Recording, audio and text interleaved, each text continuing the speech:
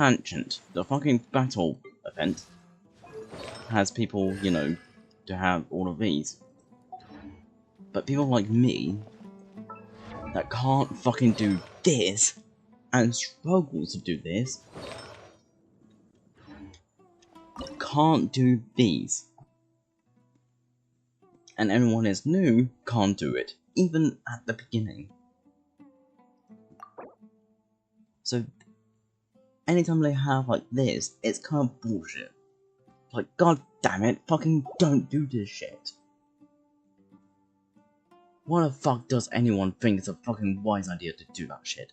It's not. It's fucking stupid. Stop it. God's sake.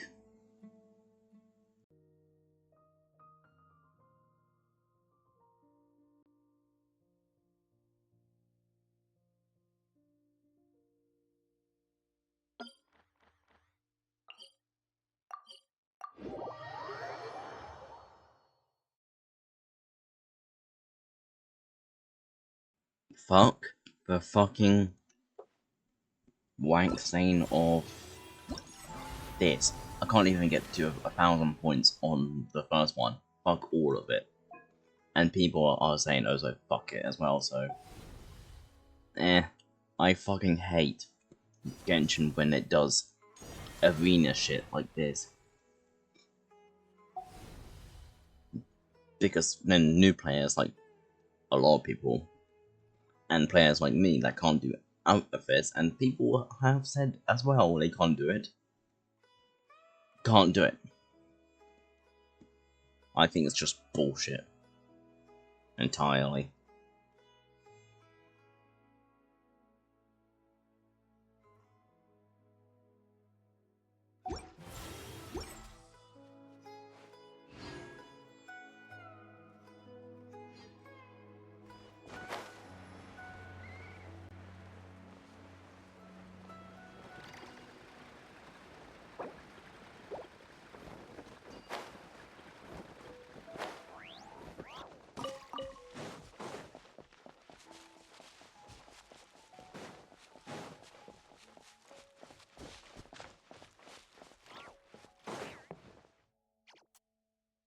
Tainari's place.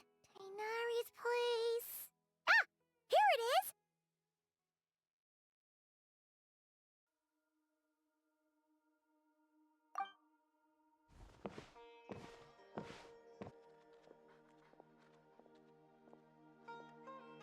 Cynos! Sethos! Looks like the whole gang's here. Oh, and Layla's here too! But, oh, she doesn't look too good. Did something happen? Ah, Paimon, Traveler. It's good to see you. I'd welcome you like a proper host, but I'm a bit busy at the moment. Apologies. Ah, no need to look that worried. My observations indicate Miss Layla's condition has improved quite a bit. There's no danger to her mind. She's just fatigued and needs some rest. Excuse me for a moment while I blend some calming incense. I'll let you two explain the situation. All right.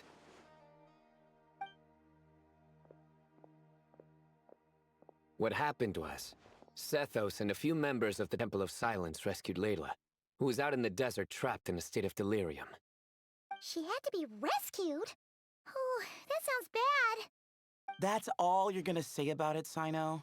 I mean, we don't want people jumping to conclusions. That's all I can say about it. The person involved is unable to explain what happened to her, so we're limited in what we know. Sorry. My head... still dizzy. The moons...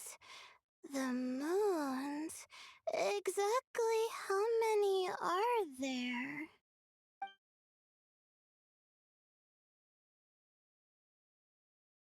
She's been repeating that phrase over and over again, but she can't seem to remember what happened to her.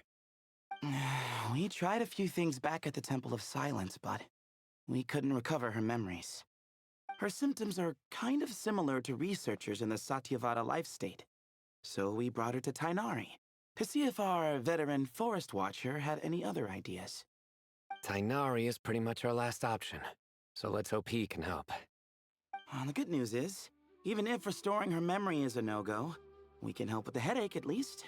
Jur was in a similar state when we found him, delirious and mumbling to himself, but he's more or less back to normal now.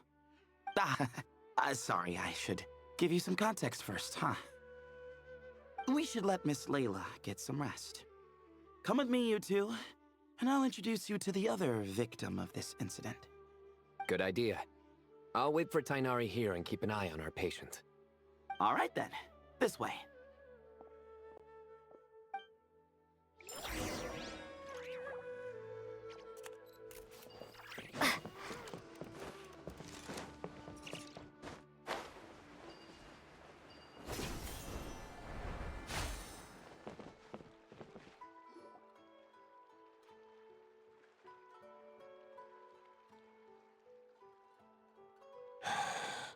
Who did the Ajalenok nut offend?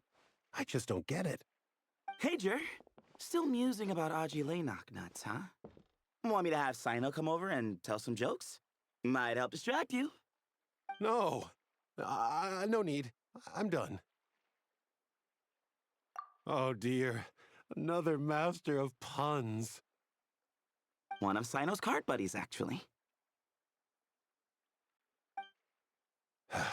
I think I might just take that as my cue to head back to the desert. Hold on. So, what's the deal with the Ashulanok nuts? Other than the bad Sino jokes. We'll get to that. But first, introductions are in order. This is Jur, a member of the Temple of Silence. And you remember the Traveler, right, Jur? Of course. I'd never forget a participant in the Rite of Duels or the hero who saved Sumeru. Awesome. Could you go over what happened to you one more time, Jur? Our valiant hero is gonna help us get to the bottom of this. Might as well join since you're here, am I right? Just hear him out. You're gonna want to uncover this mystery once you do. I bet on it. Well, I was on an expedition in the desert not too long ago, when I got caught in some quicksand. Later, it became obvious it wasn't normal quicksand because instead of sinking to my death, I fell into an undiscovered ruin. In my panic, arms and legs flailing about, I suspect I touched some things I shouldn't have. Because in that brief moment, an enormous amount of information came surging into my mind. I would hesitate to even call it knowledge, because my brain had no capacity to process the information. To use an analogy, it would be like trying to stuff thousands of Ajalenok nuts into a small water skin without it bursting. Sorry again with the Ajalenok nuts, I know. It's fine. We're getting to that part of the story anyway. True. Well, just as I was on the verge of madness, a single phrase broke through the storm of thoughts in my head. It was a man's voice saying, "Don't eat Ajalenok nuts." What? I know it's hard to believe, but that's what happened. I was saved by the phrase, "Don't eat Ajalenok nuts." I'm not sure. I'm not even certain it was a man's voice.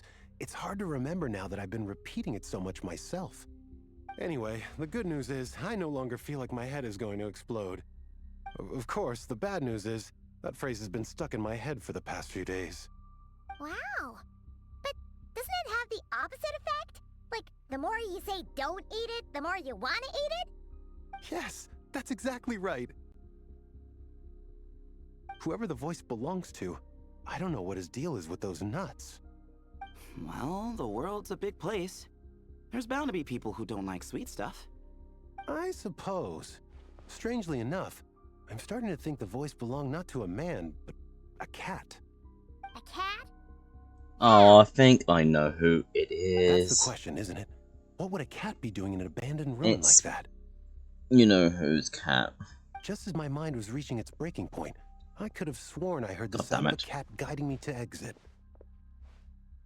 But when I came to, all I saw was endless desert, and Sethos shaking me in a desperate attempt to wake me up. I'll admit, it was pretty terrifying seeing you like that. staring off into space and mumbling about Aji nuts. You sure don't sound terrified. Sorry. It's not that I don't care. It's just kind of hard for rambling about Aji nuts to sound menacing. Now, what Layla was saying, on the other hand, that is much creepier. Exactly. The unknown is what breeds fear. Aji nuts are familiar. But the moon suspended above us at night? That's about as foreign as it gets. Well, we don't know that for sure. There could be a whole other world inside an Azulenak nut, with a moon of its own. Huh. I guess. Azulenak nuts are not to be underestimated. Right, yeah, of course. Won't catch me disparaging the mighty Ajilenak nut. No, sir. Huh. We know about So, the moons. a similar thing happened to Layla then? Yeah, I think so. I was in a hurry to rescue Jur, so I put a marker on the incident site so we could go back and investigate. When his condition stabilized, we doubled back around to check and...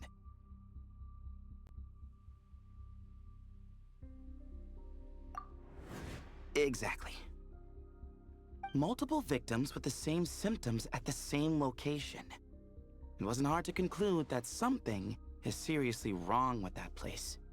So, after we got Layla out of there, I had the Temple of Silence put up a warning sign at the scene and send patrols to watch the area. Speaking of, Sino, Tainari, and I are going to head back there and investigate to that once area Layla is stable. and get in So, it. as per usual, you're here just in time. That's for sure. But there's another reason I want Sino and Tainari involved in this. Because the story doesn't end there. Right, Jer? Oh, yes. Where was I? The Azulenak nuts butted in and I... Right. Yes, the cat. As I followed the cat noises, the voice said something else. So, there are those from Tula who still endure. I thought that was strange, of course, because, well, was the voice referring to me? Records of my ancestry are rather sparse, so I'm not sure if my bloodline even traces back to that place. That's right. The Temple of Silence's place of origin. And the home of Tainari's people. Plus, Harmonubis, who Sino and I both share a connection to, was one of the city's founders. As the temple's current leader, if something strange happens in the desert, it's my job to get to the bottom of it.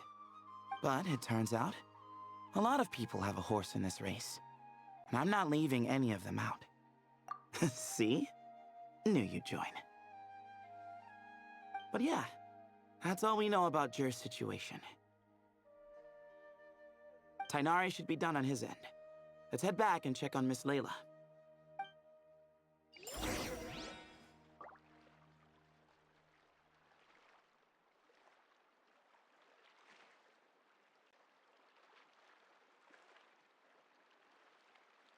Duh.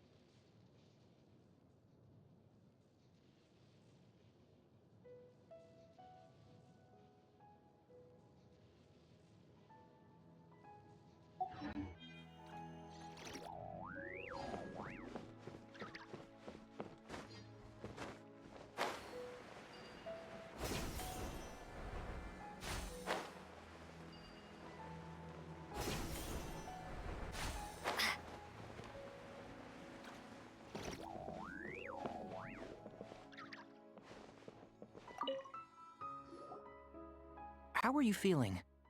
But don't speak if it's too taxing. It's fine. I'm much better now, thanks. I feel like I haven't slept in 2 days, so pretty much back to normal. Whoa. That's your normal? Traveler, Paimon, I thought I heard your voices earlier. Oh, and, I'm sorry. Huh? You don't have to apologize. He didn't do anything wrong. No, I just mean, I think I'm about to disappoint you. My head was kinda muddled earlier, but I still heard your conversation. I know you're trying to figure out what happened to me, and I want to help. But, I really don't remember anything. Does your head still hurt? No, I feel fine. The incense you made helped a lot. I'm still hearing those words in my head, but other than that, I'm okay. It's just, all I remember are those words. Everything else is a total blank. One moment I was heading to the stargazing point I'd calculated, and the next, I was on my back in the sand. The same phrase playing over and over again in my mind. How many moons are there in the sky? Technically speaking, 3. Sethos, did your friend Jur suffer from memory loss too? Not really. His Ish. memories are 3. blurry, but Yeah, 1, there 2. aren't Yeah, 3. huge gaps like this. He remembers touching something. Someone talking, a voice mentioning Tuletula, and hearing a cat lead him to the exit. I mean, technically speaking, 4, because there's the fake moon, but, you know. A cat. Did you hear it too? Huh? Now that you mention it, I think so. It was so soft. I thought I was imagining things. Which means, at the very least, what the two of you experienced while escaping the ruin is consistent. A single sentence repeating in your heads, and the faint sound of a cat. Still not a lot to go off of. Agreed. Hmm. Oh, is your head hurting again, Layla? No, I was just thinking. Maybe my memories are blank because I was sleepwalking at the time. Sometimes, my friends and classmates tell me about things I don't remember doing, or places I don't remember going. I don't talk about it a lot because, well, I don't even know how it happened. But I don't want my personal circumstances clouding your judgment. So I, just wanted to mention that. Ah, I see. Well, thank you for telling us. But I don't think we need to dwell on that for now. We're gonna check out the site of the incident for ourselves, so that should help us come to our own conclusions. Okay. Then could I come too? I have to know what happened to me back there. Sure, but on one condition. You need to be in tip-top shape before we head out. If your condition isn't stable enough before then, we'll have to figure out something else. Of course. No problem. Well, I'm more concerned about Tainari. You sure you'll be alright in the desert? You say that like I'll evaporate on first contact with sand or something. Call it curiosity. If this concerns my ancestors, I want to figure out You what's going do, on. though. Anyway, as long as I take things slow when the sun's out, I should be fine with the right preparation. Besides, it's a good idea to have a doctor on hand in case of emergencies. So long as our doctor doesn't become the emergency. Well, if that happens, I suppose I'll just have to rely on the kindness of my entourage to haul me back home. All right, well, that all sounds good to me. Let's meet in 2 days like we agreed. Jer and I are gonna head back to the Temple of Silence and do some research in the meantime. See you in a couple days. Sounds good.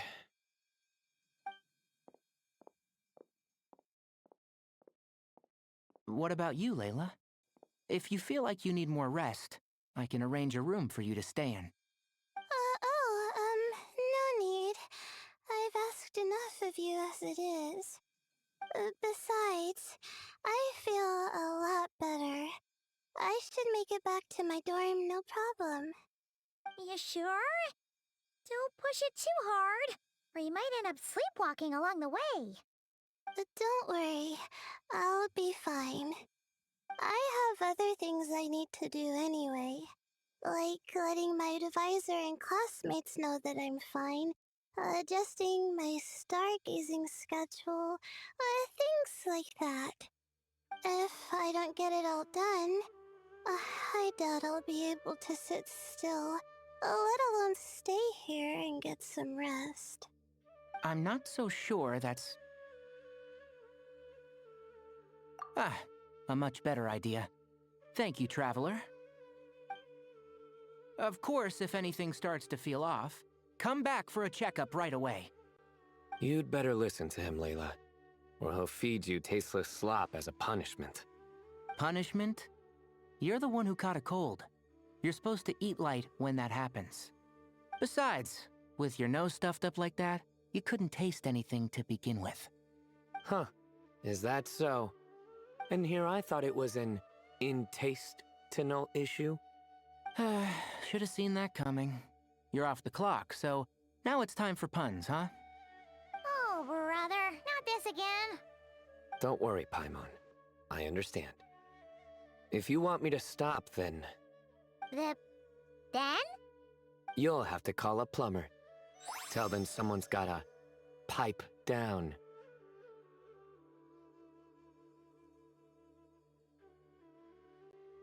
Shut the fuck up.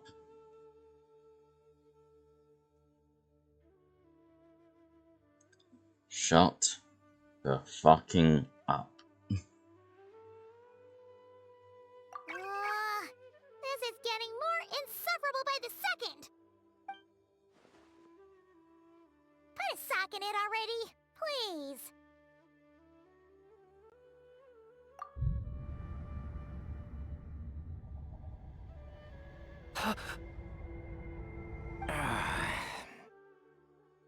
Paimon's done with this game. You win, okay? Let's just get out of here. Please. All right, you stay safe. I'll try to stay sane.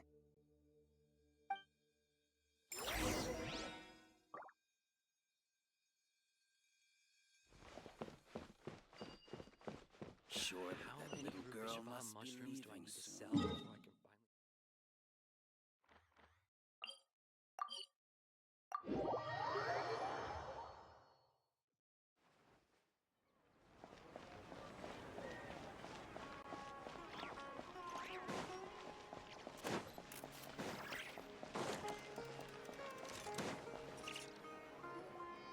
Moons.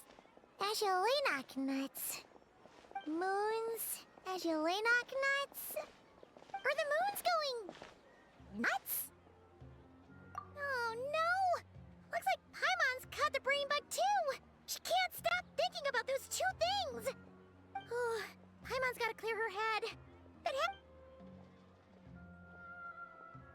Aha! Got it! The cafe over there! Why don't we head over for a quick pick-me-up?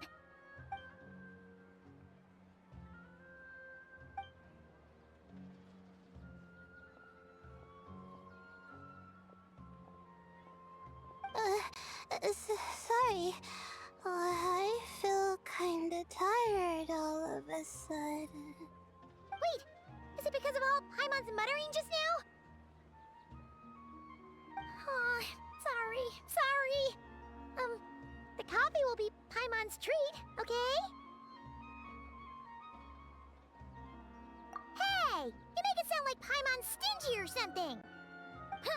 Well, she'll just have to show you her true colors. Yeah, starting now. You sit tight and take care of Layla, Traveler. Paimon's gonna get us some snacks and coffee. Be right back. Don't go anywhere in the meantime.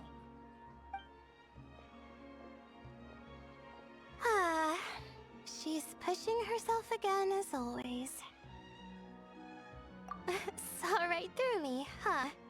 I apologize for the sudden emergence, but I didn't have any other options. Well, that's true. So, for our sake and your safety, allow me to fill in the gaps in her memory. That's right. Layla was already in bad shape, stressing about her new study topic, focusing on the stars instead of her surroundings. By the time she realized the danger she was in, it was too late.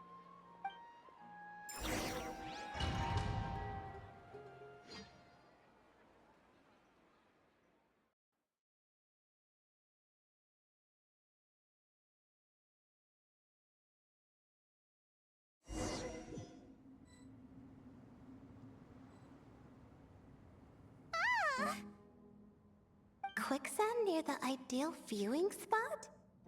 Wasn't expecting that. Looks like Layla's been under a lot of pressure lately. She hasn't been paying attention to her surroundings. But why would quicksand lead to a place like this? Well, all in all, looks like a common desert ruin. Guess there's nothing to do but try to find a way out. Oh, Layla, what have you gotten yourself into this time?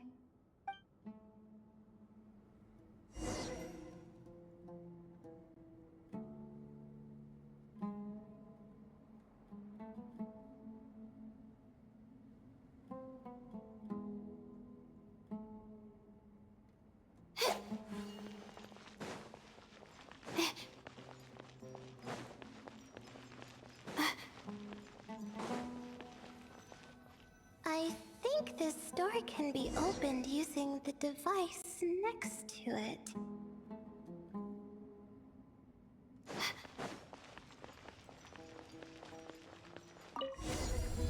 Just like I thought. What was that? My head. It hurts. Is Layla waking up? No, that's not it.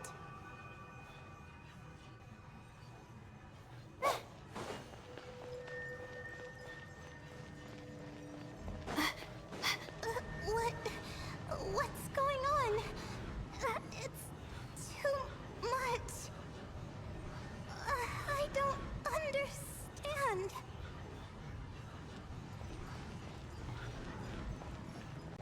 The ground is... Where am I?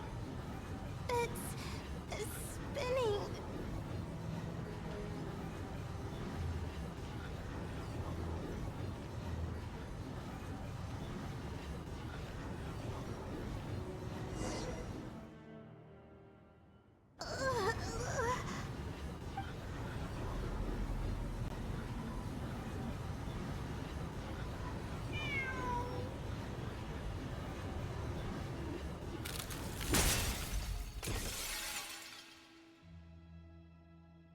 How many moons are there in the sky? How many moons are there in the sky? Okay, information isn't rushing into my brain anymore. That's good. How many moons are there in the sky?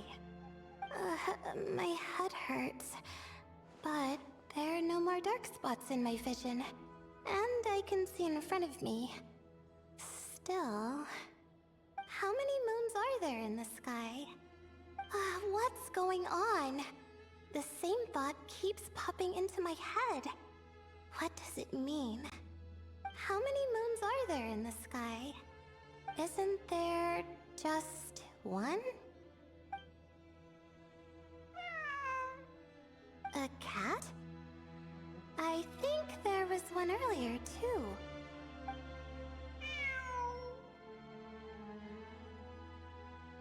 I'm not hearing things.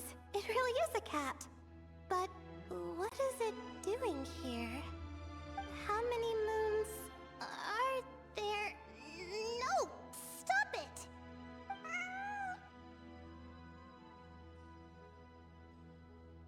Does it want me to follow its cries? Well, it's not like I've got other options. Come on, Layla. You can do this.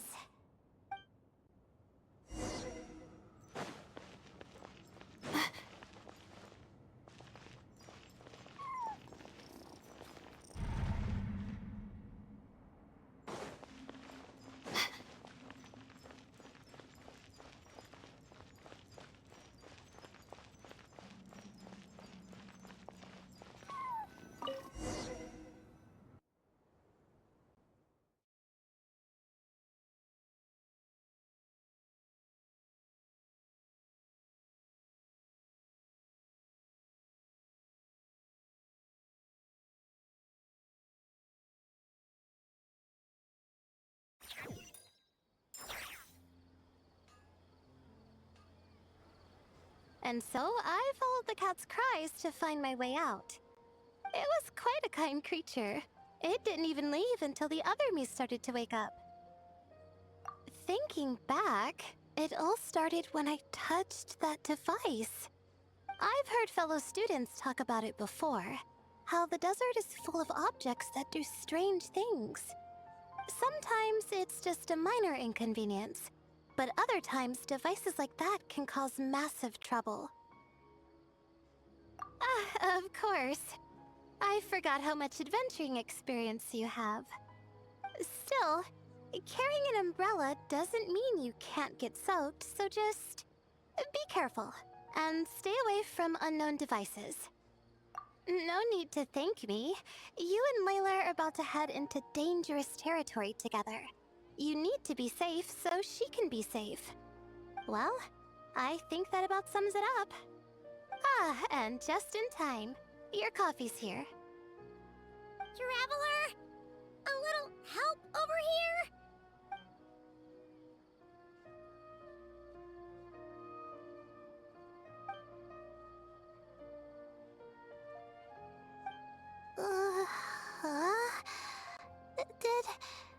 Did I fall asleep? Wow! Paimon didn't even know she had such an impressive skill! Ha! Does that mean since Paimon bought this coffee, it would just make you sleepier? A beverage that puts people to sleep. Better saved for work hours, I think. What? So you can nap on the job? Who does that? Huh? Oh. Beep boop. Oops. Oh, hey, Kave! Nice to see you! Oh, and you too, Marak!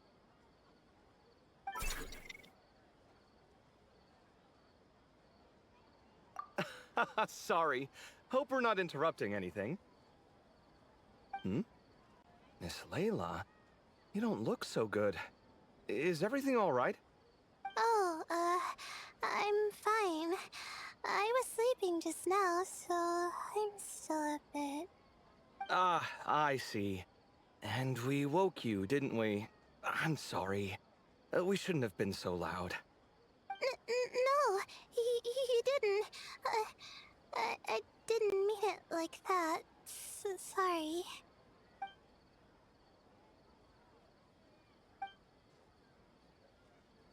Wait, where are you going? You just got here! I'm going to do what I came here to do. Which is? Buy coffee beans.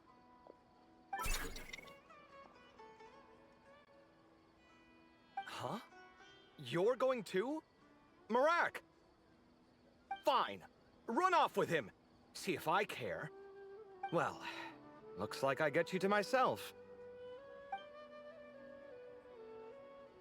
Oh my god, you two just It's been a hate while, fuck hasn't it? already. How have you been?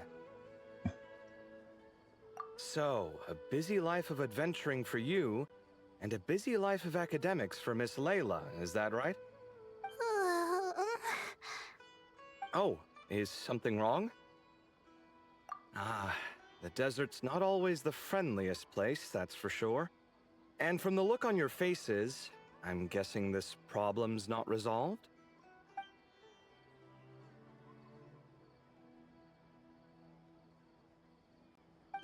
Don't force yourself to talk about it, of course. But I've worked on several projects in the desert before, so if there's anything I can do to help, just say the word. No, I don't have anything to hide. It's just complicated, so explaining might take time. Ah, well, lucky for us, I've got that in spades. Yes, you have been quite sedentary recently. Excuse me? I've been going about work as normal, thank you. And, might I add, you do way less work than me. I do the amount of work that is required of me. Ah, yes, you and your stellar work ethic. The stuff of legends.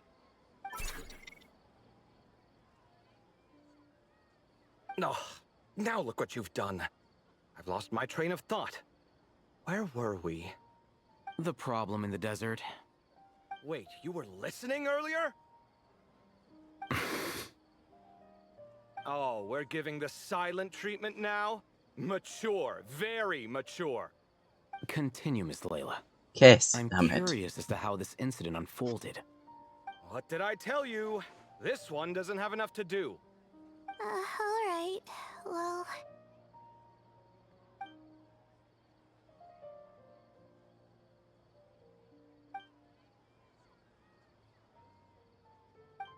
Could you still use some extra hands on this investigation team of yours?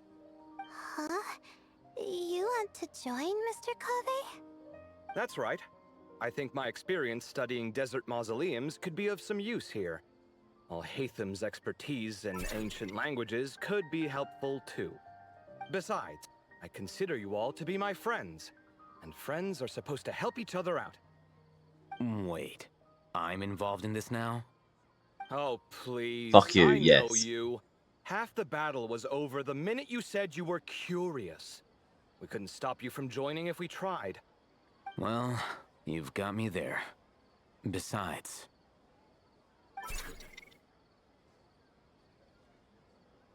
this suitcase of yours has been jumping at the chance to volunteer for a while now. I imagine... You imagine? mechanical life forms might also feel homesick from time to time. Huh. Huh. Now that you mention it, Marak's core was a component sourced from the desert. That could prove useful. You're sure you want to come with us? It could be dangerous. Oh, I'm sure. All the more reason to recruit as much help as possible. It's important to count on friends at times like these. Our pleasure.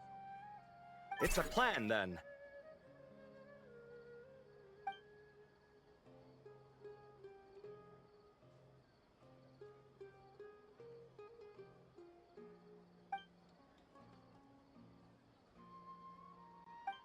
All right, we'll head back to our place to get ready.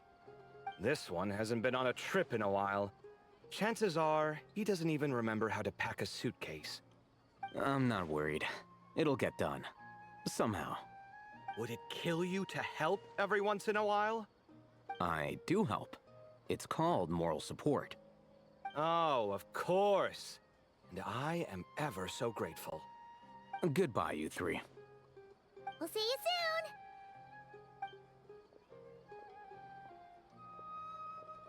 Oh, and Kaveh, your coffee beans! You were too busy glaring at Alhaitham, you almost forgot them.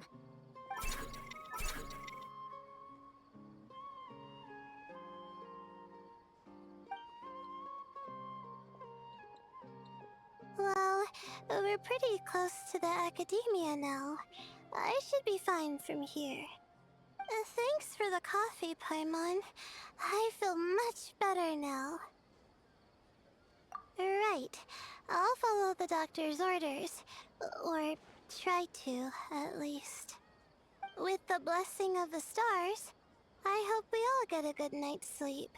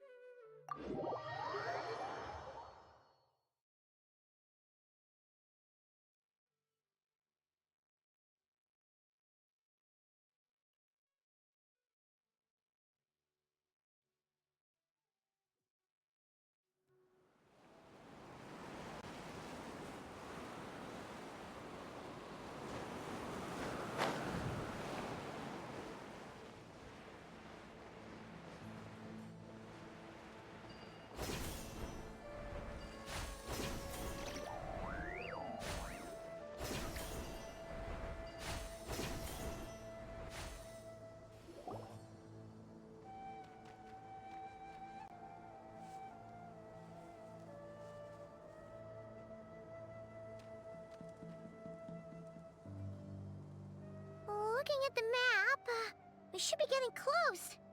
Speaking of which, the closer we get, the more Paimon's heart feels like it's beating out of her chest.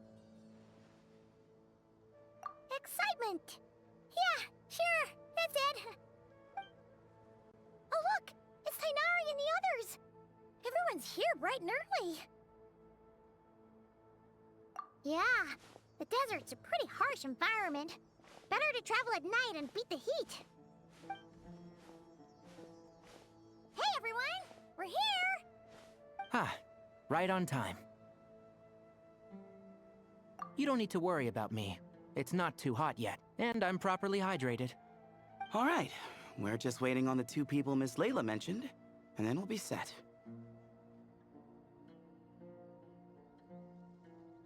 He's staying behind. If we don't make it back after a certain time, he'll be in charge of rescue operations. You can count on me. Nice! You thought of everything! Oh, and Cyrus said he'll be in Aru Village, so he's also available if we need help. Haha! Amazing! Having people to watch our back is making Paimon a lot less nervous. Yeah, I did. After hearing about what happened, my advisor gave me some time off to rest. So, my studies are on hold for now. Then, does your advisor know you're back in the desert to investigate? Yes, but I was only allowed to come after I mentioned that General Mahamatra would be there too. Haha! Quite the reputation you've got there, Sino. Something wrong? You haven't said a word this whole time. Are you in a bad mood or something? No. Being skilled with words also means being a good listener. I'm just reflecting on what you're saying. Alhaitham! Kaveh! Ha! Over here! Darn it. I was just setting up a brilliant... Yeah. I'm sure you'll find another chance. The important thing is, our scribe and our renowned architect are here at last. High praise. But wait, why am I renowned and not him? He's just as famous as Sino, Dia, or Nilu. That just means your level of fame is even greater. How could a lowly scribe hold a candle to you? Lowly scribe? Please. All those strings you pulled to get those new books from the House of Dana? What do you call that? Borrowing. Anyone with an employee ID can do it. Uh-huh, yeah. The House of Dana bends over backwards for just anyone, does it? Send a report to Lesser Lord Kusanali then. Let her know someone at the Academia is abusing their position. Hey! I never said abusing. Impressive verbal sparring, as always.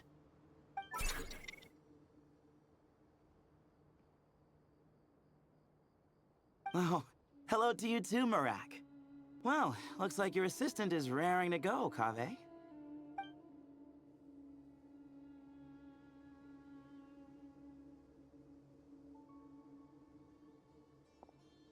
So, I say we get this show on the road. No sense delaying the inevitable. No need. We're in this together, remember? Jur, this is the entrance, yeah? Yes. Perfect. Then, if we're all set, let's get moving.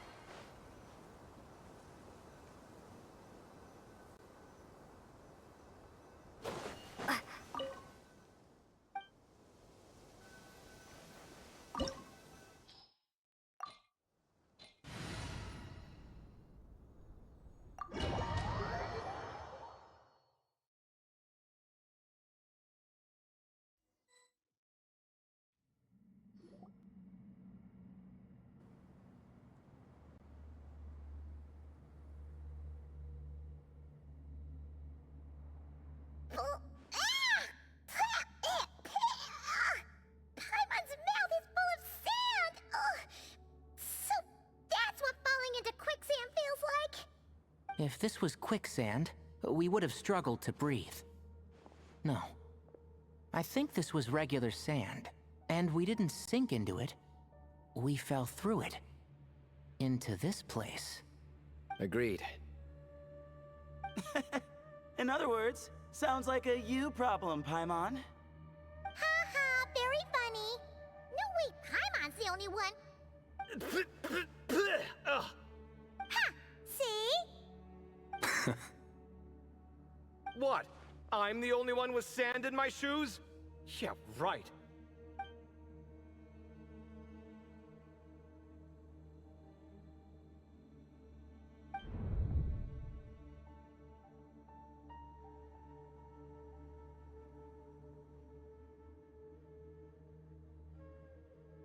Of fucking course. Oh look, I got it out. Here it is.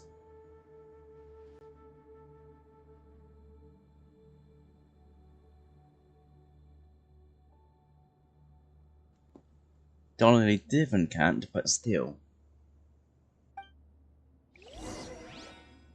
As a why the fuck my caption is putting entirely different words. I said cat is apparently camp.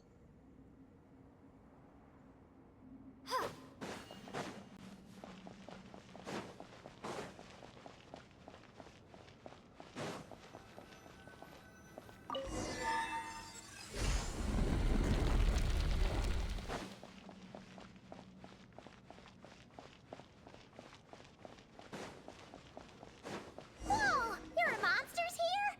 Jur didn't say anything about that. Probably means he didn't run into any. Because we're just unlucky. Not the best sign of what's to come. He'll be fine. Let's just use up all our bad luck, and we'll be golden.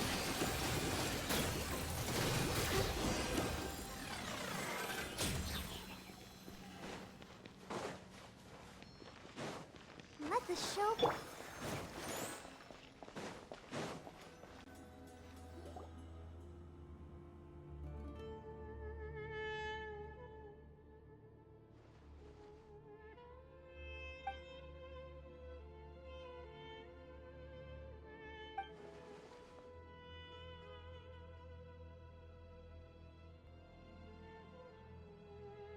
Well, that goes without saying. Fair point. There's just one problem, though. The only way forward is through that door. Oh! Is it time to hunt for a key? Paimon loves this part. Don't worry. With our adventuring experience, we'll find it no problem. Let's get searching.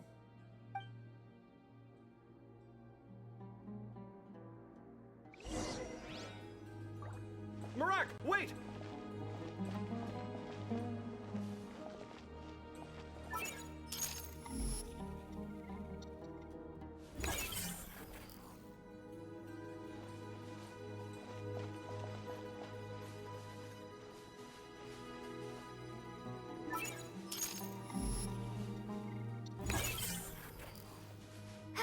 Marak seems interested in these jars. Ghostman. Marak, this isn't really your old home, is it?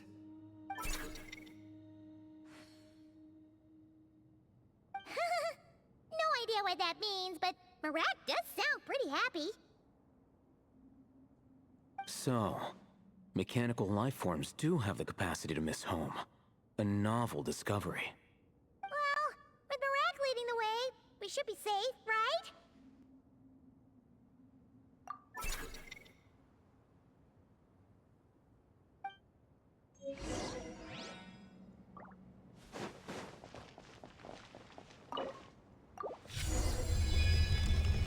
Good thing you decided to join, Kaveh. Otherwise, our investigation would have ended at that door. It was nothing that I did. You should thank Marak instead.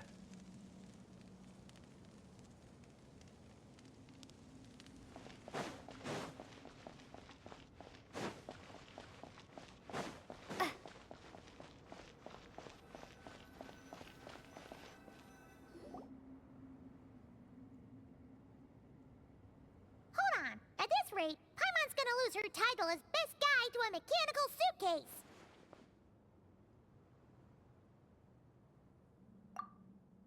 Aw, thanks. Hey, wait. What do you mean, useless? Well, no weird mental symptoms so far. I'll take that as a win. That said...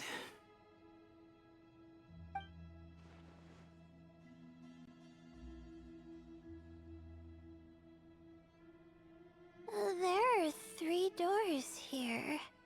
So, we split up. Divide and conquer.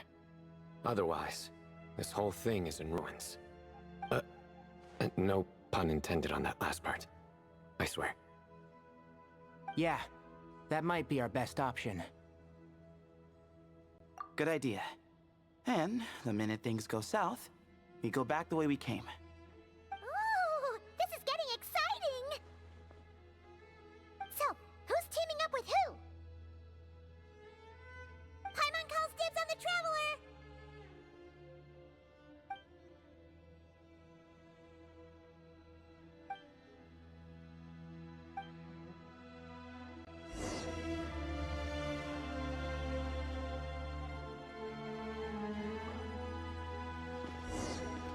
Well, this takes me back. Last time we were in the desert together, the 2 of you came all the way out here to gang up on me. Oh? Sounds like someone's holding a grudge. Just what I like to hear. If you're still hung up on that last one, just name the time and place. And we'll have ourselves another thrilling... duel. Huh. What's with the awkward pause? Were you expecting me to stop you from saying something stupid? You two can have 1,000 duels for all I care, after we're done here. For now, focus on the task at hand.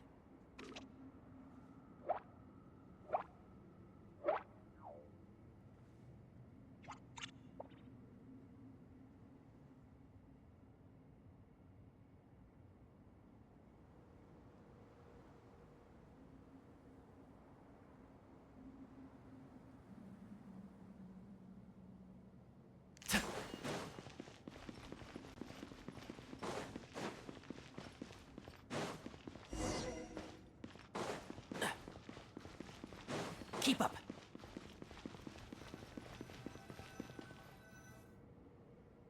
This chamber is huge. I can't even imagine what it's used for. Oh. What's wrong? I seem to have stepped on some kind of stone slab. Huh. There's a pattern on this, but it's hard to make out with all the dust. Huh? Look! The shape seems to match the markings on the ground over there. Let's slot it in and see.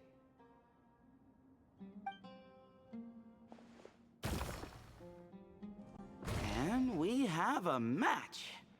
Looks like we need to find the other 3 broken slabs. Let's search the area, but be careful where you step. Yeah.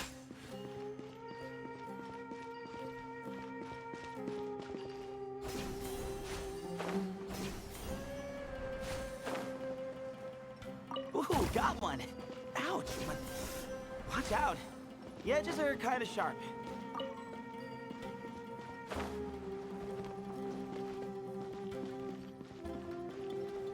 One with the force.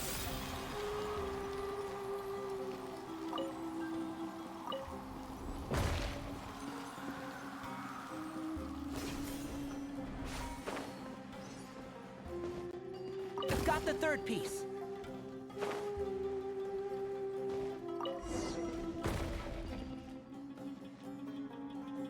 We just need one more.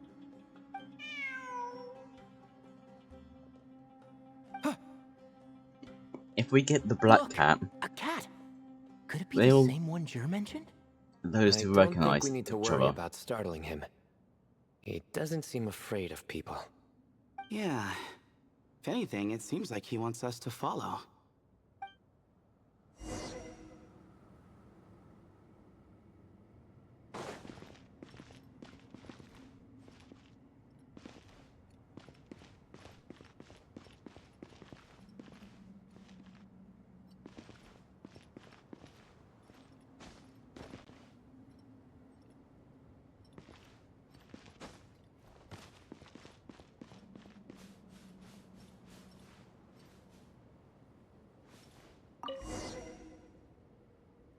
Oh, he led us to the last piece. Who's a good kitty? I never thought I'd hear you say something like that. You've clearly never heard how the professor talks to his tomatoes, then.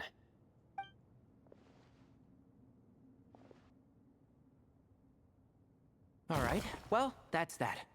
Now, we need to figure out how to get rid of all this dust.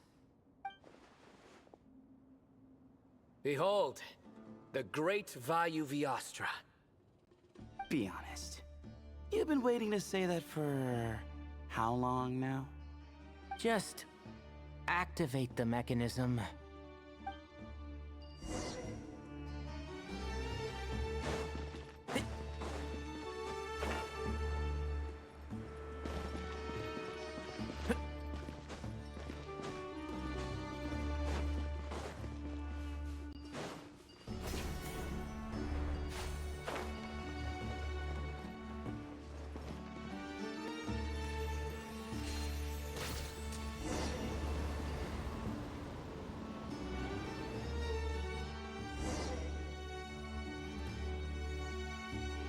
Huh. It worked. It's a picture of... 3 Hermanubises? That can't be right. The ears aren't vertical. Oh, true. And the lugs fall short. My hat is much better looking.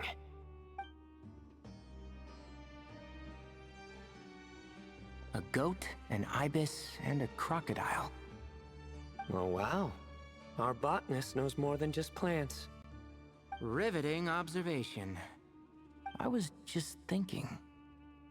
These 3 figures look a lot like the 7 pillars of King Deshret. That's right. These are our colleagues. Our what now? You sure about that? Just kidding. But what I meant by that is, these were Hermanubis' colleagues back then. The middle one is the Goat King Harashef. Minister of Ministers, the god Amun's most trusted chancellor. Records say he was the deputy king of the Desert Sands, chief among the 7 pillars. Someone even more impressive than Hermanubis? I wonder if that ever got his goat. Sorry, couldn't resist.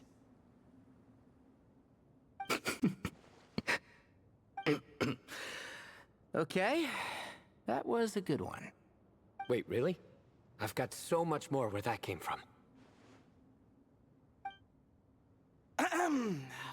Where were we? This is Sobek, the Crocodile King, captain of captains. As the name suggests, he was a valiant commander and had dominion over all weapons of war. And finally, this is the Ibis King Thoth, scribe of scribes. Your memory's pretty impressive. I bet you're almost as good as me at memorizing cards. A scribe? Did he manage archives then? Like Alhaitham? Wait, that's all Alhaitham does? I never knew being an academia scribe was such a cushy job. Well, that's how his friend put it, anyway. But it does seem like he has a lot of free time. Well, I don't know much about the academia, but I'm sure the Ibis King had more responsibilities than that. The temple's records say he represented the wisest aspects of King Deshret, inventing the desert script and arcane arts at his king's command. He must have been quite the impressive man then. Or creature, depending on how you look at it. Still, why are these 3 the only ones represented here? What about the other pillars of King Deshret? Maybe because the 3 of them were extra close? Huh. Kinda like us. Oh yeah! Maybe we should have someone inscribe us on a commemorative stone slab too. Or, we could just take a picture. It would serve the same purpose. Anyway, no more distractions. Huh. Doesn't it look like there's writing carved into the corner? Huh. There is. And it's in the ancient desert script too.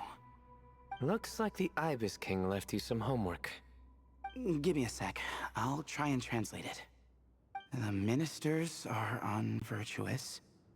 The scribes unwise. The captains unworthy.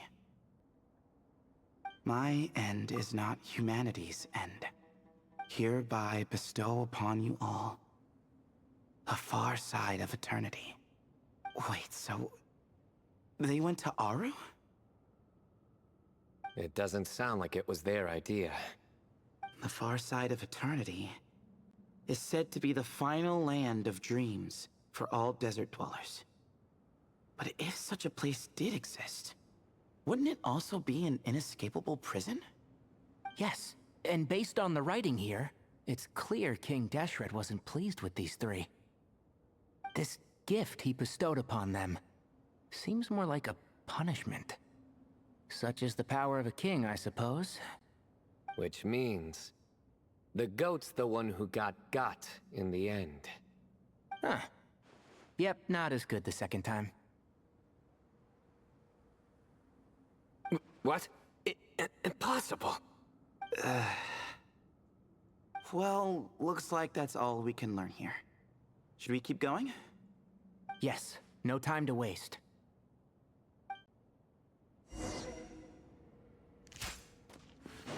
Keep up. Yeah.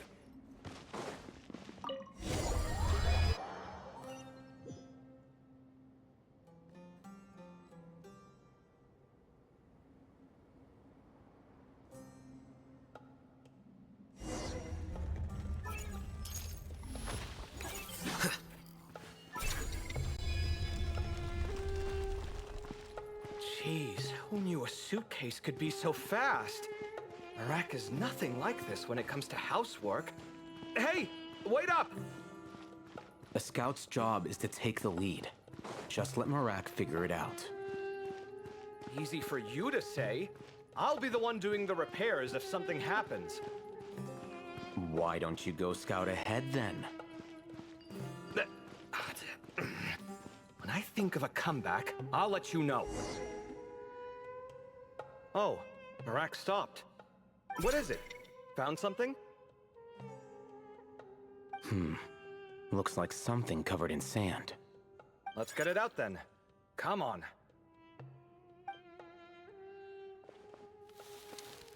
Oh, it's a stone slab. Good job, Marak. Let's take a look. Huh.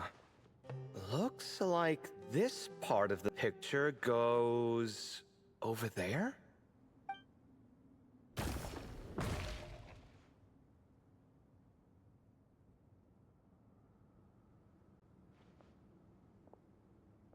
In that case, there must be other pieces.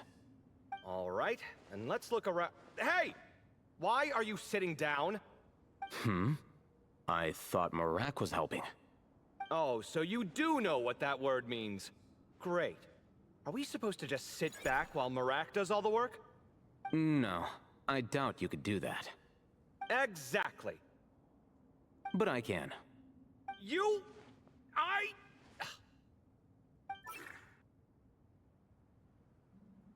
See?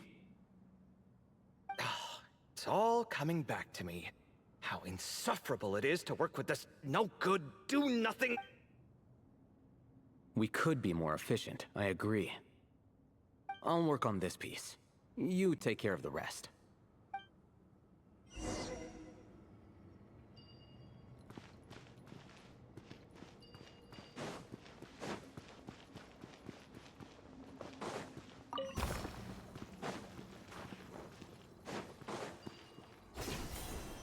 Found one!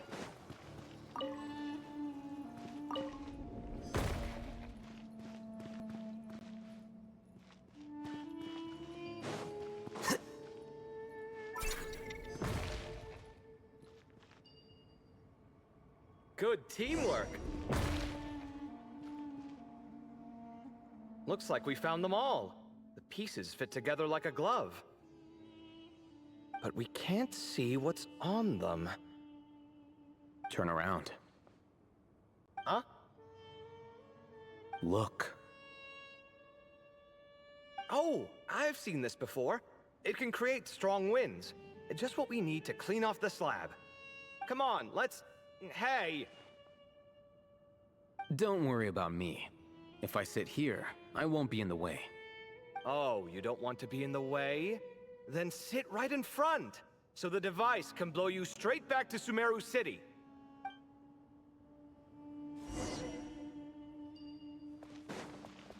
Yeah!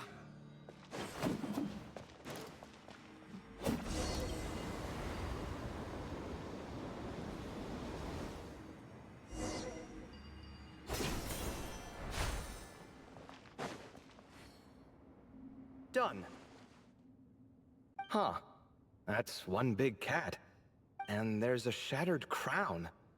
I think it's depicting some kind of story. Look, there's writing too. The Ibis King answered the young noble, granting him the wisdom he sought. But the fragile crown was shattered by lies in the end. Here I leave the name, Gudars. Gudars. I've seen that name in a history book before. He was a young noble who sought to save his realm, and a king who once united the desert. That's right. Although his methods were rather shameful. During his long reign, he betrayed his family and the nobles who supported him, only realizing the error of his ways after his enemies left him nowhere to turn. But by then, it was too late. Seems like a common occurrence across history. Different people, same mistakes. It's an inevitable pattern, destined to repeat itself.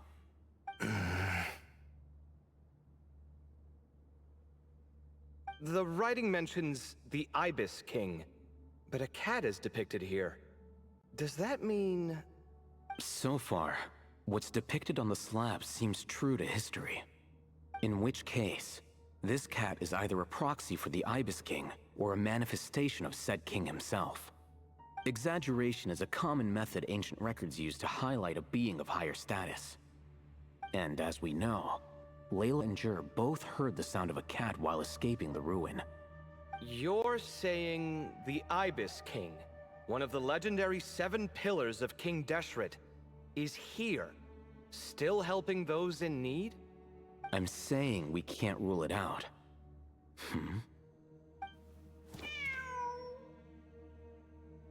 Wait, there it is! The cat!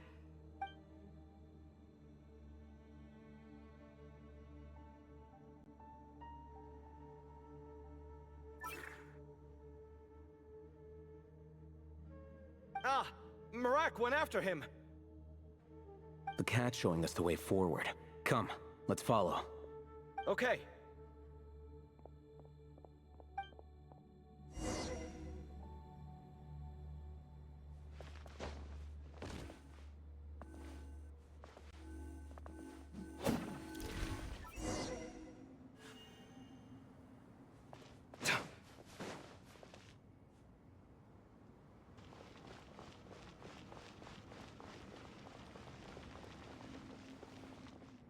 Huh.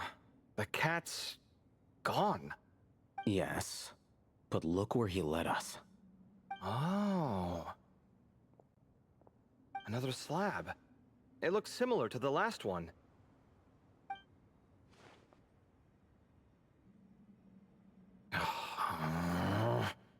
Oh, by all means, take your sweet time.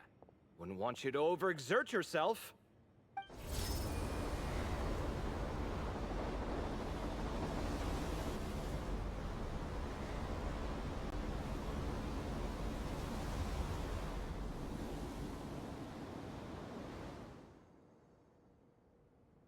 Huh.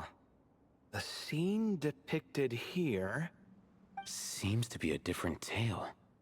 The Ibis King answered the gin-blooded dancing girl, granting her the wisdom she sought.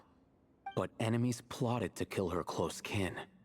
Snake venom was her self-chosen end. Here I leave the name. Makaira. The Temptress of Woe? You've heard of her? Of course. I don't just sit around doodling all day. She's mentioned in tons of papers about the desert. As I recall, she was given as a gift to the tyrant king of Gurabad, and later seized the opportunity to kill him. Why do I have After a getting feeling her for vengeance, fucking... she reigned as queen for many years, until her enemies attempted a coup, and she took her own life. I can't remember the Brooke's name. Is her. I have that feeling now because, you know, name popped up, that popped up. That's more or less the version I've read as well. It seems this queen also had dealings with the Ibis King. Yeah, I'm starting to find this whole granting wisdom business a bit concerning. I mean, considering how Gudars and Makaira ended up, it might not have been a good thing. But, at the same time, if the cat guiding us is linked to the Ibis King, then he doesn't seem like a villain either. People are complicated, and the same is true of the servants of the gods, no matter their wisdom or power. Let's reserve judgment for now, and keep moving.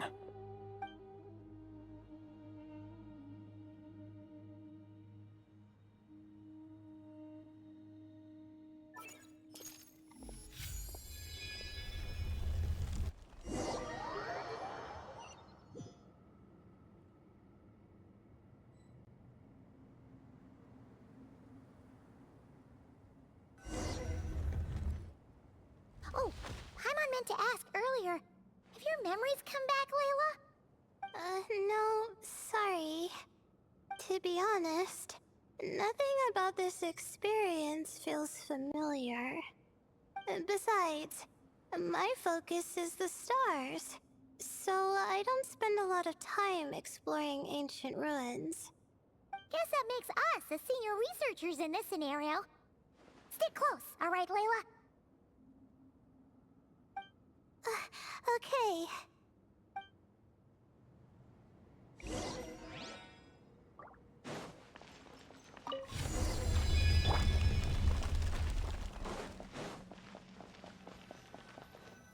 I forgot the Traveler has this ability. To be honest, I just keep using wind because it's really powerful to mix abilities on it. Yeah, but for such a big place, it's so empty. Like no one ever lived here. Sure must have been boring to live in ancient times, staring at ceilings all day. Now that you mention it, I've heard some people used to draw star maps on their vaulted ceilings. Some might even make them transparent to better observe the movement of the stars. It sounds so nice. Stargazing from the comfort of your own home. Wait a second.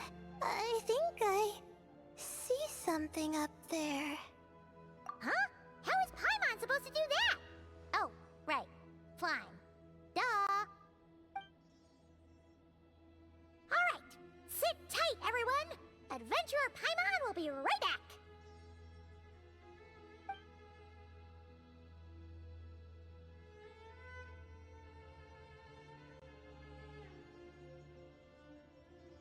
Okay. So, there's nothing super special up there. Just a couple of shelves, tables, jars, and scrolls. And a whole bunch of dust, dirt, and sand. You really want to search through all that stuff? Well, when you put it that way... Come on then, let's see what we've got. Paimon's hoping for something super valuable. Thanks. I'll stick close.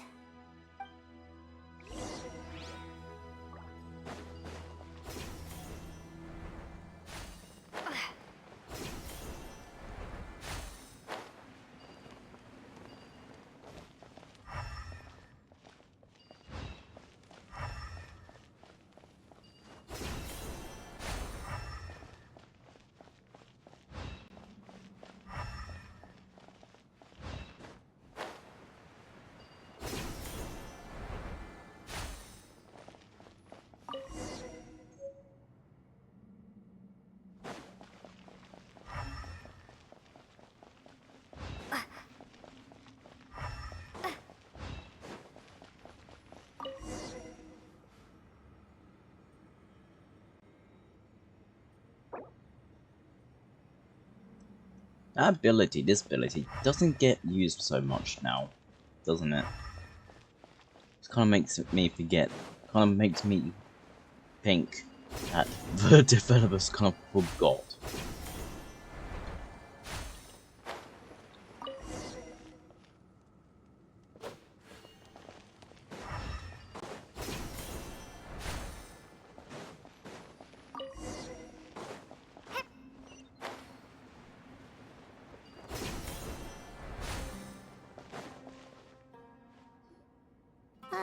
I think that's everything. Most of the documents are in the ancient desert script, except these ones. These seem old as well, but the handwriting makes them stand out. Right! Let's arrange them in chronological order before we read through.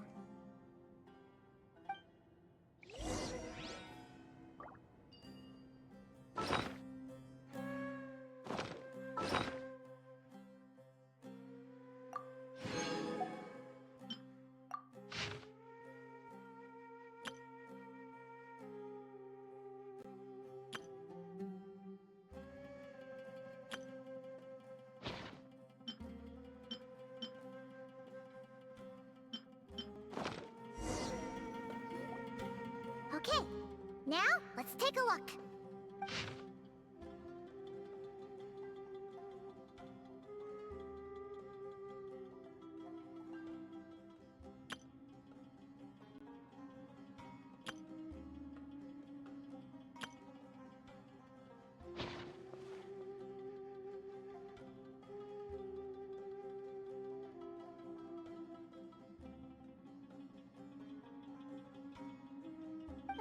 Maybe this person fell in by accident, like Mr. Jur and me.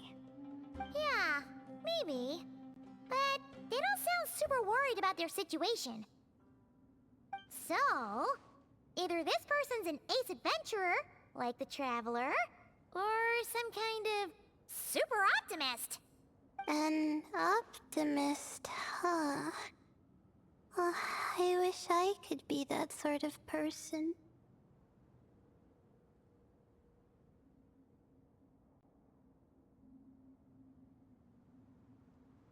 That's right! You're detailed and passionate. Great qualities for an adventuring buddy.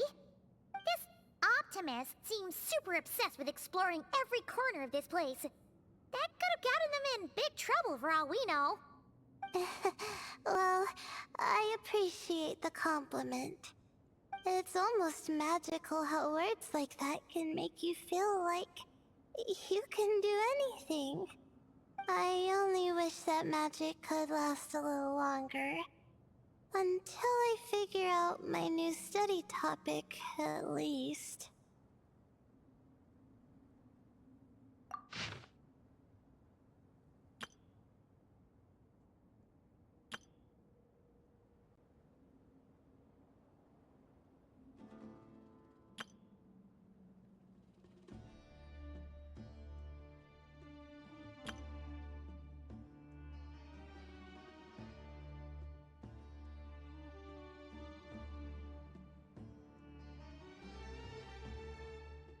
Oh, looks like you were spot on, Paimon. See? Told ya! That's what happens when you don't think things through. And all this talk about seniors and juniors, he was a student just like you, Layla. Whew, he sure talks a big talk for a student, though. You'd think he was some kind of old scholar instead. Huh. What is it? Did Paimon say something wrong? No, not at all. I was just thinking, and this might sound rude, but the way this person speaks is just so... you notice too. I mean, it's good that he helped treat his companion's wound, but it didn't seem like it was out of kindness. More like he was looking out for his own self-interest, or thought he could get something out of it. I don't know. Maybe I'm reading too much into it.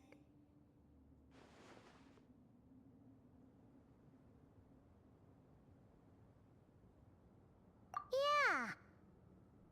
If you're both in this dangerous situation together, wouldn't you mention them at least once? If it were Paimon, she would write down the name of every single person she was with.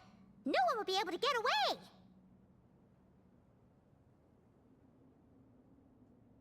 Actually, I find Paimon's approach quite sensible. It makes sense from a safety perspective, too. That way, if anyone came to the rescue, the notes would be able to tell them everything they needed to know. Whoa! That's genius-level thinking! Well, I learned that from Madame Farazan, actually. I'm not speaking from personal experience or anything. Oh, no! I'm just a student. It's fine! You taught us something, so you're our teacher. Simple as that. Anyway, from the looks of things, the student who left these notes behind was pretty weird. Let's keep reading.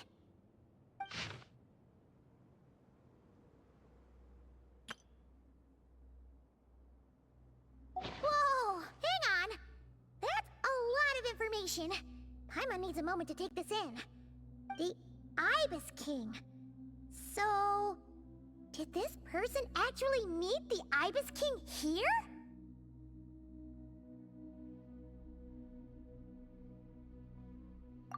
Sorry.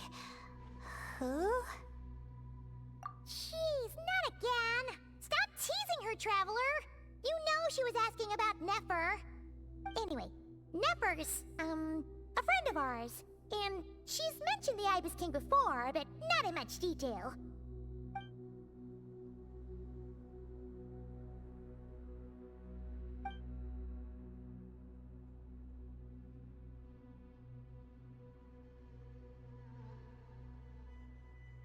Oh, I see. Well, that's not too surprising.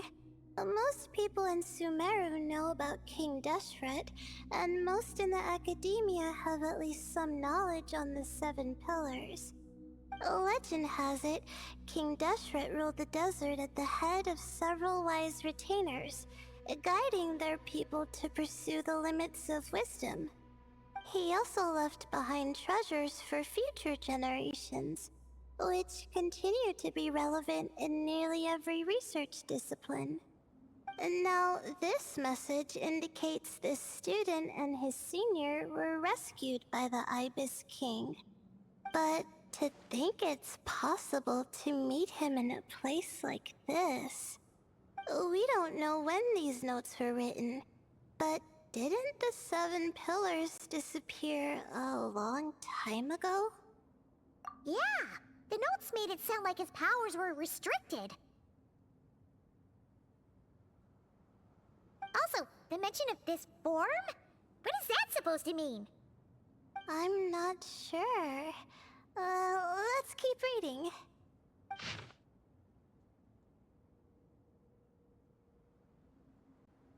Oh, this is the last page. There's even a signature at the end. Well, sounds like they made it out. Guess it was a happy ending after all.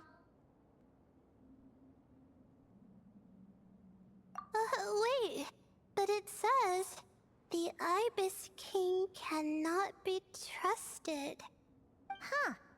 Our friend said something similar. That the Ibis King was a liar. And the notes did make it seem like something wasn't quite right with him. Maybe he wasn't one of the 7 pillars at all, but some kind of con artist. Huh? What's that supposed to mean? I think Paimon raises a good point. Let's keep our guard up just in case. Alright, I think that's all the clues around here. How about we... Oh, it's Marak! That means Kave and the others should be around here, right? Hello? Anyone up there? Can you hear us? Yeah, we can! You know, sound travels just fine in an empty chamber like this. You don't have to shout. Of course, if you're shouting to express your excitement at being reunited, by all means, pretend I never said anything. Yelling like this is kinda exhausting. Come on, let's head back down.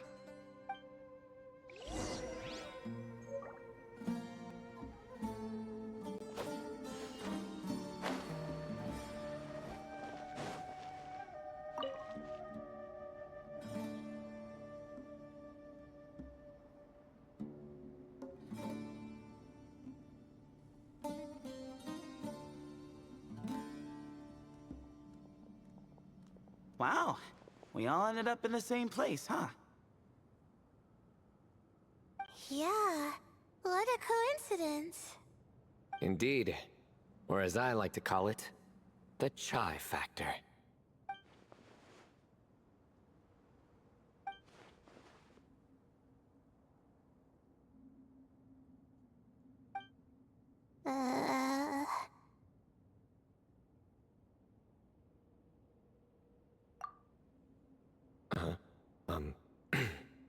No reply? Just say it. All right. Because it's spice to sweet brew again. Oh, hey, that's a new version. Wait, what? You've never heard that one?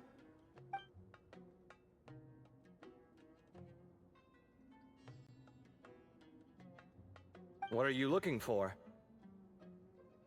A place to sit and read my book.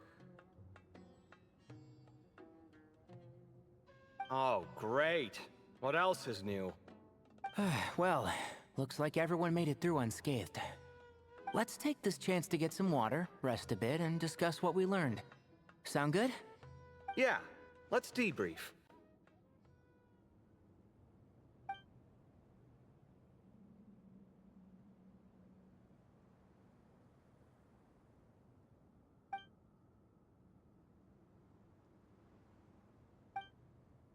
Okay, so we all learned a lot, but it feels like we ended up with even more questions. Yeah, but one thing's for sure. This place is tied to the Ibis King in some way. Hey, Sino. You're the current representative of Hermanubis. Can you call him up for a sec? Of course. Just let me sense his presence.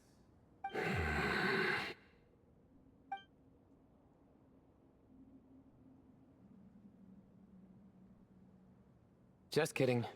I can't sense him at all.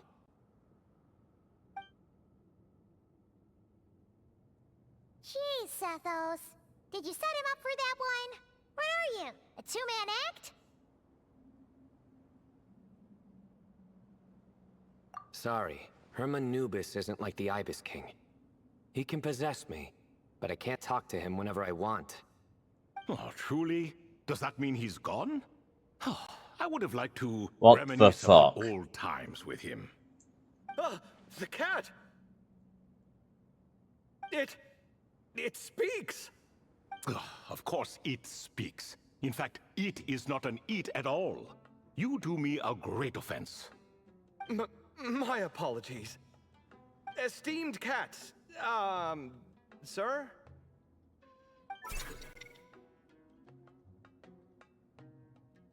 Oh, this little contraption is still here. Contraption? No, this is Marak. Which means you do his assistant a great offense. Huh? Well, I didn't mean... Well, I apologize. I wasn't referring to this Marak, but rather the thing that operates it. King Deshret was quite partial to it. I have forgotten what it was called. It must have had an official name, albeit in the old tongue. Even if I did remember, I would need to translate it into modern language. Ah, it's not important. Marak's a fine name. Even better than the original, if you ask me. Who thought of it? And the remodeling, quite well done indeed. This Marak looks much happier in its current form. Oh, and the components should have model numbers written on them. You can look them up if you're curious. This cat talks a lot. Quite the one-sided conversation. Is this what the Ibis King was like? He seems quite eloquent. I wonder if he plays cards. Ha! I knew Marak was a great name. Go me. Let's see, what page was I on again? Should have brought a bookmark. That all went over Paimon's head.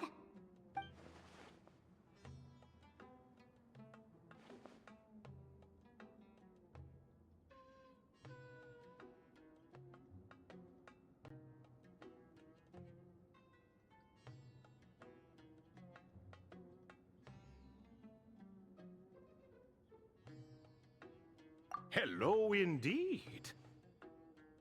For you to know my name. Yes, I was not mistaken. You are special among your companions. But you are all guests. It is only proper to invite you in. Come then, this way.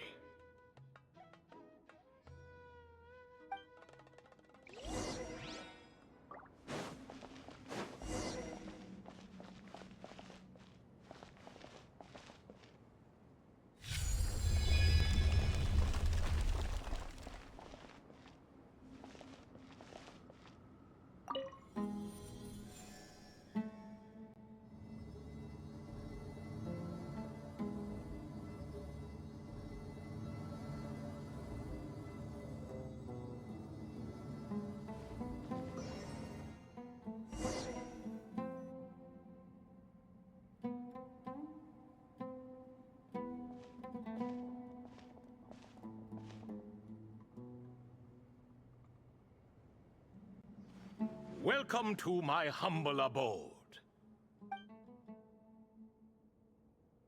Oh, your house sure is spacious, Lord Ibis King. I fear it's not quite what it used to be.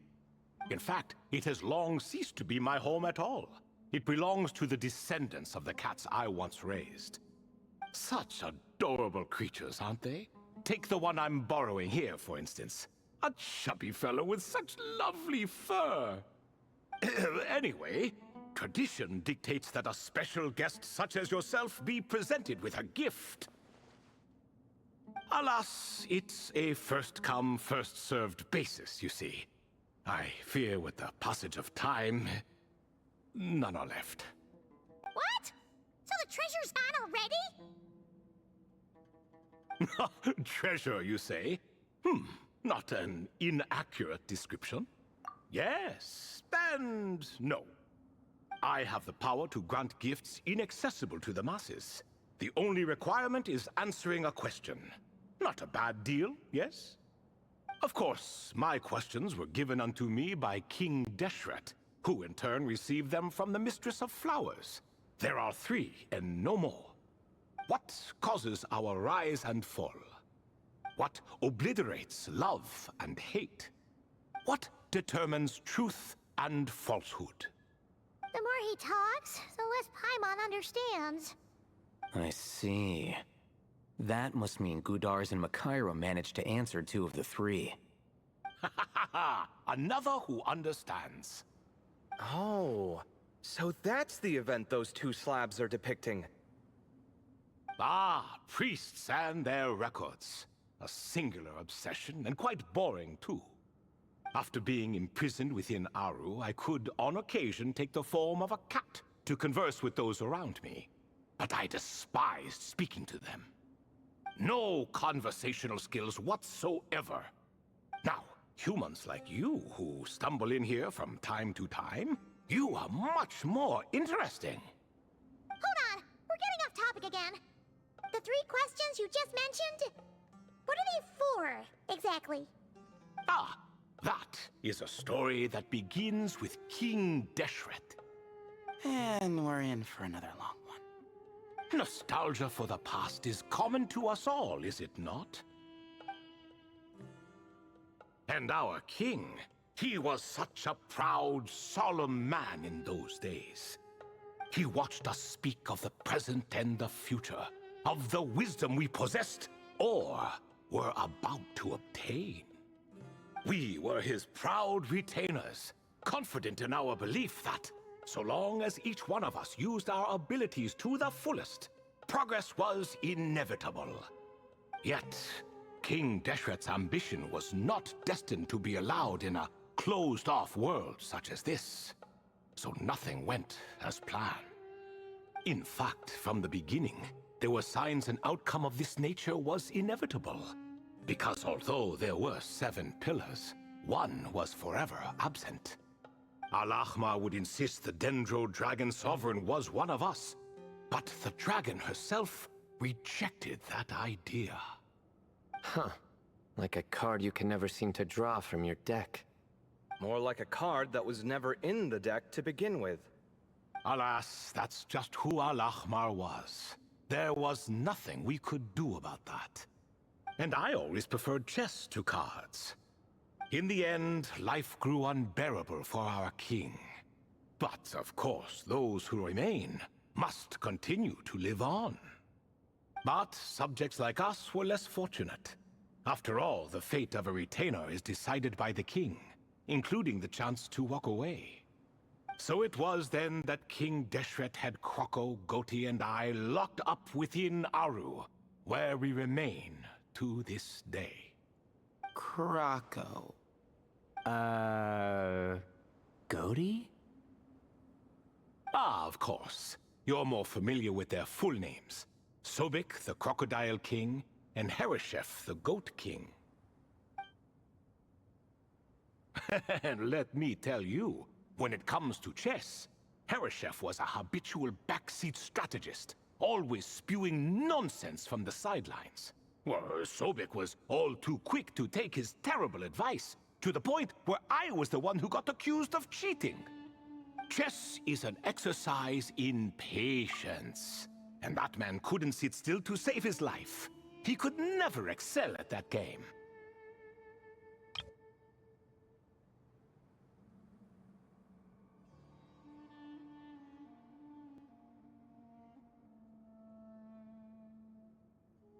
In fact, neither of them were good at chess.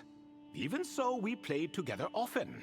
And since I was always the winner, we got along quite well. Hmm? What are you laughing at? Were we not good friends? No one's laughing. Paimon would never. No, not you. It's Goti. He's laughing for no reason again. Can you not hear him? Ah, right. Of course you can't. The two of them are inside Aru, as am I, so only I can hear them. What is even going on here? Has he, like, started to lose it after being trapped for so long? That does happen to prisoners serving life sentences. Speaking of which, how's Azar doing these days? I doubt he's doing much of anything. Just what I wanted to hear. What is the meaning of this? You doubt my words? I have half a mind to not talk at all. Oh, no. They're not questioning you, Lord Ibis King, just discussing other things.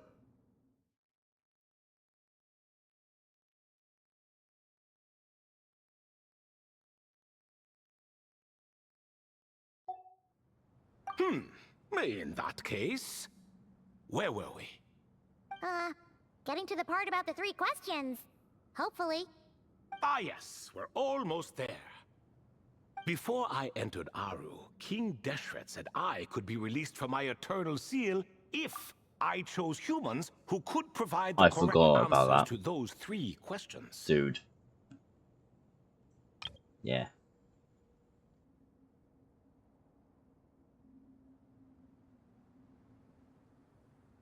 The first person who caught my eye was Gudars.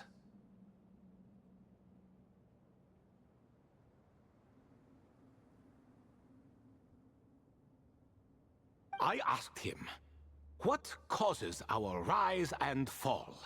He answered, conspiracy and betrayal, for it renders the righteous and wise unable to succeed, and thus nations fall.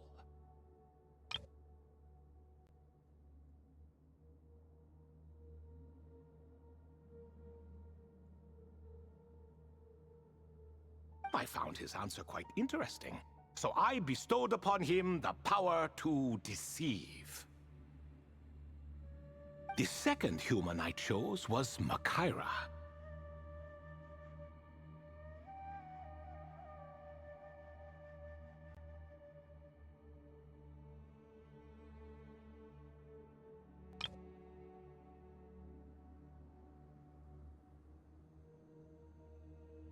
I asked her, what obliterates love and hate? She said unto me, I have nothing left to lose. Vengeance alone can quench both love and hate. I found this to be another fascinating response, so I granted her the power to be loved. But both of them ended up... Now then, young one, riddle me this. Did their answers point to this fate, or was it the power I bestowed upon them that determined their end? I'm just an observer who doesn't understand their circumstances, so I can't answer. A clever reply. I do not wish to comment either. It is all in the past at this point.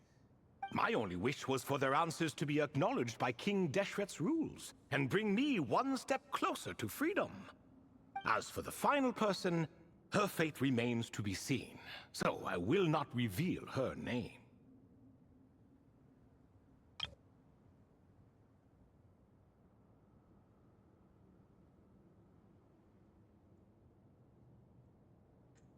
Ah. I fucking knew it. It's gonna be related to this person. Oh look, it's related to this person. I asked her, what determines truth and falsehood? And found her answer quite compelling, so I bestowed upon her a gift to match. As you can see, however, I have not been freed, so it's clear the answer she gave at that time was wrong.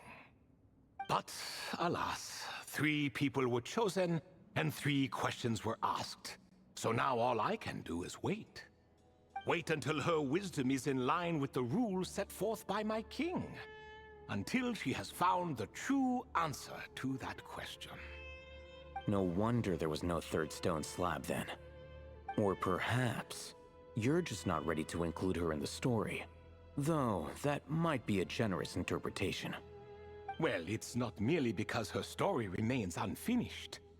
As the remaining priests of this place left, or passed on, there were none left to record the events that followed. Besides, stone slabs are few and far between in the Great Red Sands. In the sprawling desert, very few things or people even manage to leave a trace.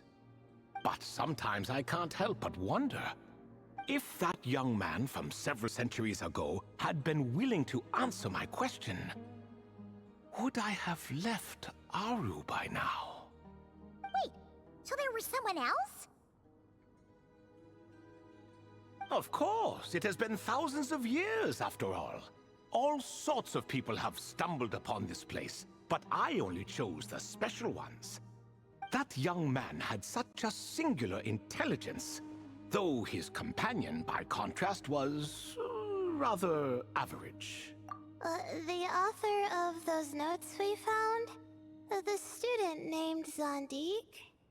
Ah, yes, I think that was his name. In truth, I was unsure whether I should grant him my third remaining gift.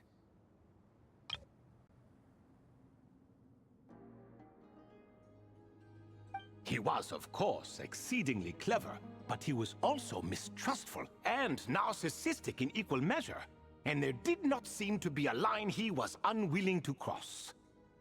Too much power could be dangerous in the hands of someone like him, so I found myself rather relieved when he declined my gift. Oh, he turned you down? Did he give a reason? Yes. He said he didn't need it. I still remember the look in his eyes. Nothing stood out per se, and still I could sense contempt and disdain radiating from his gaze.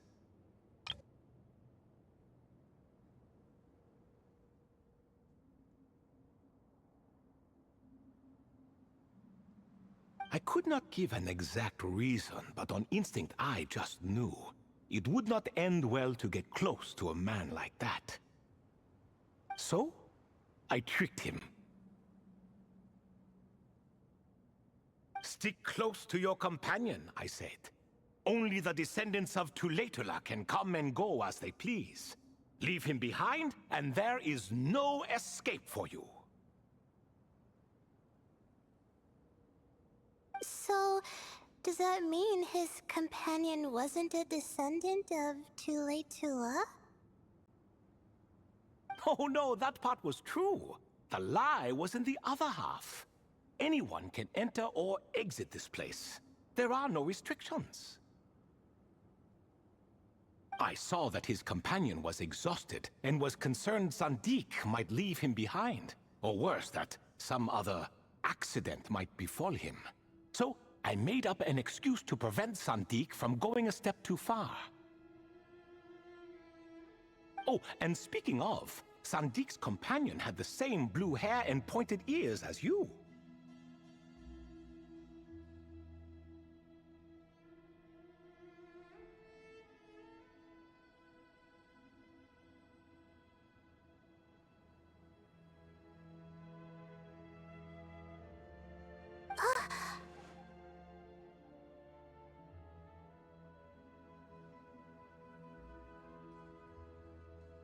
Why do I recognize Sandik?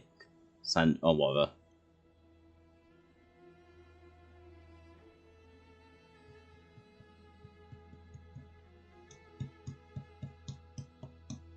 Is he the fucking Fatui dude? Wait, does that mean Layla's also a descendant of Tulatula? Hang on. Pictures are showing the Fatui dude, so yes. Indeed. When Hermanubis founded that city, he took in many who had nowhere else to go. Today, their progeny are scattered to the four winds, and indeed are far more numerous than I could have imagined. So the person you protected could have been my ancestor. Yes, yes. You're very welcome for that. Could I ask another question, Lord Ibis King? Of course. I have nothing but time, I'm afraid. Did you also save me and a man named Jur? I did. You two were quite unlucky bumping into a device King Deshret once used to measure human brain power. That contact caused more knowledge than you could handle to flood into your minds. So I replaced that knowledge with simpler, repetitive information. Of course, the side effect being the same thought repeating over and over again in your mind, but that should resolve itself in time. How many moons are there in the sky? Yes, that was the phrase I used in your head. I forgot the other one, though. I believe it had something to do with food. Both were spur-of-the-moment decisions, so no need to dwell on the meaning too much. Well, the moon part. Oh, I see. Um, Thank you, Lord Ibis King. As I said, young one, you are most welcome. If you're inclined to return the favor, perhaps you could turn off that device so no one else can trigger it? There's only so much a cat's paw can do, so I'm afraid this is something I must leave to you. Or Marak, I suppose. Oh, splendid! Another one bites the dust. Such is the fate of things here. Day by day, little by little, the remnants of ages past fade into obscurity. For that reason, the gifts of bygone eras, be they tied to your blood or technological in nature, are not to be revered. They are tools, nothing more. Disrespectful? I simply make the most of what I have. Besides, our king has been gone all these years. What good does it do to revere him now? Oh, are you talking to the Goat King again? No, Croco this time. He's pestering me for another game of chess. Says he wants to even the score. Wishful thinking, if you ask me. If we counted one push-up for every loss, he'd owe me 300,000 by now.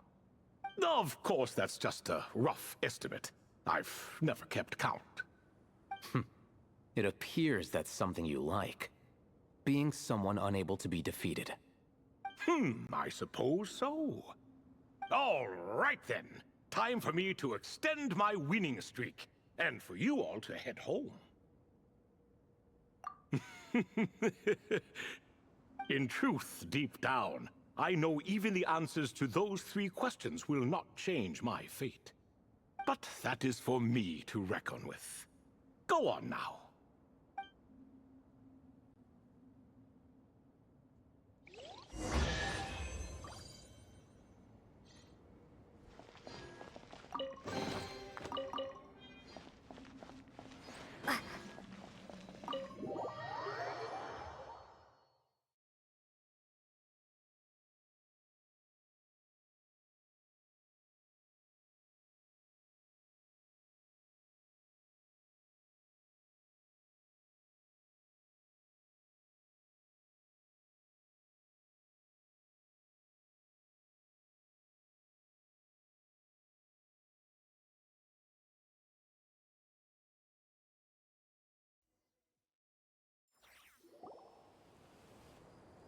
Excuse me. Do you even know what time it is? I've harvested 3 crops of tomatoes while you've been gone. You're exaggerating, Professor. I'm making a point. There's a difference. Sincerest apologies for keeping you waiting, Professor Cyrus. See, that's what I call manners. Now, are any of you hurt? Nope. It went way smoother than we expected, actually. I presume the investigation is complete then. Come, tell me all about it. Oh my, did you luck out? If you've read the work from the Vahumana Dashan, you would know that the Ibis King is, well, let's call it a mixed record. Perhaps he softened up a bit in his old age, and that's why he chose to help you. Or perhaps he just didn't have a good enough reason not to help us. See? Marak agrees. How do you even know that's what Marak meant? That could have just been a happy noise. In any case, there's a lot to be happy about. We figured out what happened to Layla and Jur, and there were some unexpected takeaways too. Yeah, I never expected to learn about my ancestry. I've always thought of myself as just an ordinary student. I never would have even considered something like that could be true. Come to think of it, our ancestors might even have been friends at some point. Huh? You're right. Maybe I should take a trip back home to see if I can find any records about that. Oh, I was just throwing that out there. I wouldn't want you to go to the trouble. It's fine. My advisor gave me a break, and I still have a few days left, so... Oh, wait. My study topic. I haven't made any progress at all. No. I need to focus on that instead. Right. Couldn't you help her, Professor? Huh? No, I could never. Me, you say? I'm from the Spatamar Darshan, and I don't think that Nephis or Zahahadi researched the stars. All I have to offer are my homegrown tomatoes. Although I suppose it's not impossible. I can ask a few old friends to recommend some interesting topics. You really don't have to. It sounds like a lot of work. Hardly. A few passing questions while we water the plants? It's no trouble at all. Thank you so much. Of course. Now it's getting late, and you all must be tired. Let's wrap things up here. Some say desert nights are the sun taking mercy on us after the heat of the day. So, let's leave while she still feels merciful. Yeah, but it's fucking cold there. It's warm as fuck, point of can cook food, and then gets cold as fuck. At a point that it becomes a fucking fridge.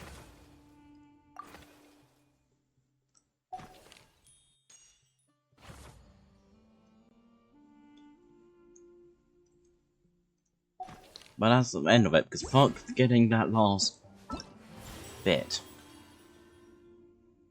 Anyway, bye.